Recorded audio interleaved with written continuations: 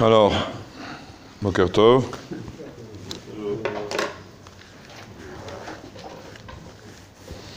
Donc on a commencé hier la halachot qui concerne les brachot, Birkot HaShachar du matin. Alors quelques rappels, j'imagine que c'est des rappels, à ce sujet. D'abord il faut savoir qu'il y a 2 ou 3 endroits dans les brachot où il ne faut pas s'interrompre. D'accord ? C'est-à-dire qu'en principe déjà, on a ramené hier la fameuse machloket, à savoir est-ce que les brachot du matin, elles ont été instaurées sur ce qu'on fait le matin, c'est-à-dire on se redresse, on se lève, on met ses chaussures, et ainsi de suite, et ainsi de suite. Donc sur chaque chose a été instaurée une bracha. Ou alors, est-ce que ces brachot-là, elles ont été instaurées sur Minago Shel Olam, c'est-à-dire sur le fait que tout le monde fait ça, même si moi je ne les ai pas faites, même si moi j'ai pas entendu le coq, hier tu m'as demandé Mordechai, si j'ai pas entendu le coq, mais je sais qu'il y a le coq qui a quelque part un coq qui réveille les gens, d'accord? Donc c'est Minago Shel Olam. Il y a les deux tendances, on y reviendra dans quelques minutes. Maintenant, c'est pour cela qu'on a plus ou moins instauré que les brachot HaShachar, ça fait partie de la tfila.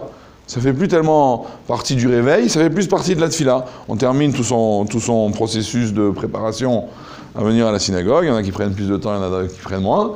Mais en tout cas, on arrive à la synagogue et là on fait les brachot. Maximum, on aura fait la bracha de Netilat Yadayim et de Asher Yatzar avant. D'accord ? Dans la synagogue ou à la maison ? Les deux se tiennent, mais en vérité, on s'est habitué à ce que ça fasse partie de la tfila. Du moment qu'on a considéré ça comme quelque chose d'obligatoire, et c'est pas que quand je me redresse, je fais Zokef Kefofim, mais quand je mets mes chaussures, je fais un Otanayef Koar, et ainsi de suite. On le fait quand on s'habille. Non, on n'est pas du tout Noël comme ça. D'abord, pour plusieurs raisons. La première, c'est qu'en général, quand on est en train de se préparer, on n'est pas encore apte à faire une bracha. On ne s'est pas encore lavé, on sait pas encore. Ensuite, on va se toucher ses chaussures. Comment on va faire une bracha après avoir touché ses chaussures, et ainsi de suite. Il y a tout plein dans le processus de préparation, tout plein de choses qui font. On a envie d'aller aux toilettes, donc on ne peut pas faire une bracha, et ainsi de suite. Donc en général, on ne fait pas ces brachot à ce moment-là. Quand on est prêt à la maison, on peut les faire. Oui, ça, il n'a rien à mettre. Il n'a rien à mettre. Les faire à la maison, à la synagogue, je ne dis pas d'Afka. Mais en général, on les fait seulement quand on a fini de se préparer. Oui. D'accord ? Donc, a priori, le mieux, c'est de se lever, faire une Netilat Yadayim pour enlever le Roachra, pour enlever la Touma qui est sur les mains, pour ne pas... parce qu'on a la Gemara, elle ramène que c'est dangereux de toucher ça et ça et ça. D'accord ? Ensuite, à ce moment-là, faire toute sa préparation. Et quand on a terminé, refaire. En général, on aura été aux toilettes entre-temps. Là, à ce moment-là, on refait Netilat Yadayim, Asher Yatzar. Et si on veut enchaîner directement sur les brachot, c'est bien. Alors justement, je vous parlais d'enchaîner. C'est bien de ne pas s'interrompre entre Asher Yatzar et Elokai Neshama. D'accord ? Tout le monde le sait. C'est tout simplement parce que Elokai Neshama ne commence pas par Baruch. Donc, a priori, ça voudrait dire que c'est une bracha Asmucha Lechaverta. En général, quand il y a 2 brachot qui se suivent, la deuxième, elle n'est pas obligée de commencer par Baruch. Donc c'est pour ça que Elokai Neshama ne commence pas par Baruch. Donc beaucoup disent qu'il ne faut pas interrompre entre les deux. Donc c'est mieux de faire comme ça. Même si on s'est interrompu, on a le droit de faire Elokai Neshama normalement. Deuxièmement, on n'est pas censé non plus s'interrompre entre Amarvi Chevleshena Me'enenu, ou Me'enai, comme on a dit hier, et le Yiratson. Parce que lui aussi, il finit par un barour, il ne commence pas par un barour. Donc c'est bien de ne pas s'interrompre à cet endroit-là, ou de s'interrompre avant, ou ne pas s'interrompre jusqu'après. Et de même, c'est bien de ne pas s'interrompre entre les brachot, entre les birkot à Torah. Les birkot à Torah, la Gemara elle ramène que les birkot à Torah, il y a un avis qui disait la première, un avis qui disait la deuxième, un avis qui disait la troisième. La Maskada, on a dit on fait les 3. Donc du coup, pourquoi on fait les 3 ? Parce qu'on ne sait pas laquelle c'est la bonne. Si on ne sait pas laquelle c'est la bonne, alors il ne faut pas s'interrompre entre les 3. Et en plus, la deuxième, elle ne commence pas par Baruch. Donc on doit être sommer retard à la première. Bon, ça c'est juste au niveau de l'interruption. Le Shulchan Aruch, il pose une question.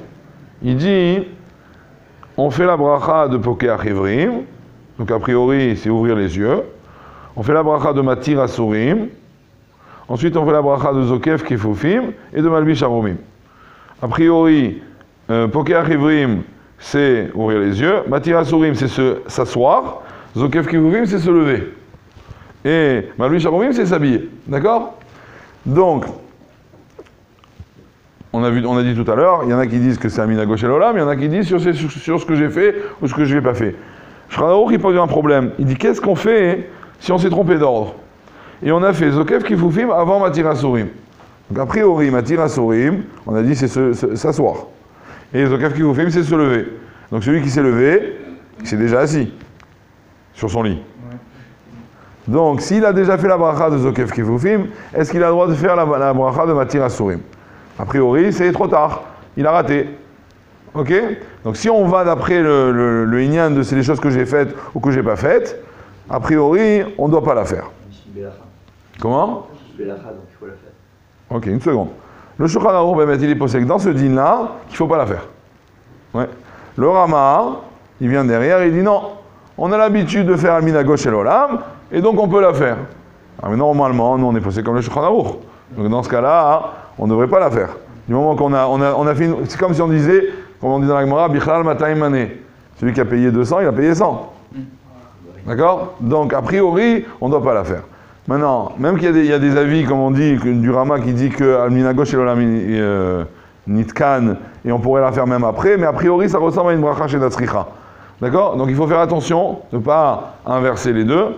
Et si en cas, malheureusement, on a inversé, effectivement, Misafek Brachot, il ne faudra pas la faire. Mais c'est sûr qu'on doit faire attention de ne pas le faire. Moi, ça ressemble pas au cas où il y a quelqu'un qui est assis. Tu as raison, mais quand toi-même tu as dit je me suis levé, tu as déjà dit j'ai été assis. Tu comprends ce que je veux dire? C'est pas pareil. C'est mamach médouillac.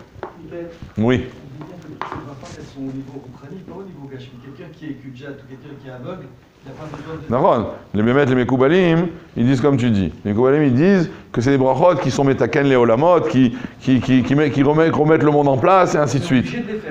A priori, oui. Ça, c'est quand on dit Amina Gauche et l'olam, c'est ça qu'on dit. Ça veut dire qu'on fait sur le fait que il y a le aveugle, il fait sur le fait qu'il y a des gens qui ouvrent les yeux, et ainsi de suite. Il y en a même qui traduisent la matière Asurim, c'est libérer les prisonniers. Et libérer les prisonniers, oui, mais bon, il fait pas ça à la Boker. Il fait ça c'est à midi qu'on libère les prisonniers. C'est une bracha. Si on n'a pas fait intentionnellement, on pouvait intercaler les brachot, c'était pas très grave. Ah, il y a marloquette, il y a une divergence. Il y en a qui disent que oui, il y en a qui disent que non. Donc évidemment, du moment qu'il y a des gens qui disent que non, il faut faire attention de ne pas l'inverser. Et si on a inversé, on va dans un safek. Est-ce qu'on peut la faire ou on ne peut pas la faire? Donc faire très attention.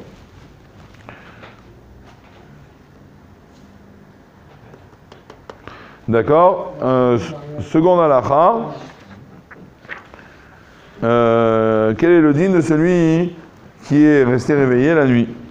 À chaque fois qu'il y a une veillée, les gens ils se posent des questions. Qu'est-ce qu'on fait au niveau des brachot? Est-ce qu'on les refait? On les refait pas? Lesquels on refait? D'accord? Donc on va dire clairement quelle est la halakha. A priori, toutes les brachot à shachar, les 18 ou les 19, on doit les faire tous les matins, comme on a dit, al minago shel olam. Donc, même si on est resté réveillé, donc a priori, la deuxième journée, c'est la suite de la première journée, quand même, on considère que chaque jour, on doit remercier Hachem sur toutes ces choses-là. Donc, on doit toutes les faire, même si on est resté réveillé la nuit. Et qu'on n'a pas on n'a pas eu de SCA Hadat, on ne s'est pas éloigné de ces brachot qu'on a fait hier. La seule qu'on ne fait pas, c'est Netilat Yadayim et Asher Yatzar. Netilat Yadayim et Asher Yatzar, sur ça il y a un safek, et donc Netilat Yadayim on ne fait pas, tout le monde est d'accord là-dessus. Asher Yatzar, ça dépend. Si on a été aux toilettes le matin avant la tfila, on peut faire Asher Yatzar, même qu'on n'a pas dormi. Si on n'a pas été aux toilettes, on ne peut pas faire Asher Yatzar. Même que d'après certains, le Asher Yatzar du matin, il ne vient pas sur les toilettes. Il vient sur le fait que Hachem il nous a créés avec un fonctionnement qui nécessite d'aller aux toilettes. Et pas seulement sur le fait que j'ai été effectivement aux toilettes. Mais quand même, si on considère que c'est sur les toilettes eux-mêmes, sur le fait d'avoir été aux toilettes. Et donc, si on a été aux toilettes, on l'a fait. Si on n'a pas été aux toilettes, on ne fait pas. La bracha de la Netilat Yadayim, on ne la fait pas du tout. D'accord? Parce que, d'après certains Rishonim, la bracha de la Netilat Yadayim, elle vient sur la nouvelle Neshama qui est revenue dans le corps. Et là, si on n'a pas dormi, elle n'est pas partie. D'accord? Les gens qui ne vont pas aussi à Sadikot Sofi. Pourquoi? Parce Non, ça, qu'il n'a pas eu tout ce qu'il faut, il n'a pas dormi. Non. Ah putain. Non, c'est la seule fois où il y en a qui font pas chez la Saïkot Sorki, c'est les jours où on ne peut pas porter des chaussures en cuir. Comme Kippour et Tisha B'Av. Et même ça, c'est pas tout le monde qui est d'accord, mais bon, ça c'est un autre dossier. Voilà. Chazak Baruch.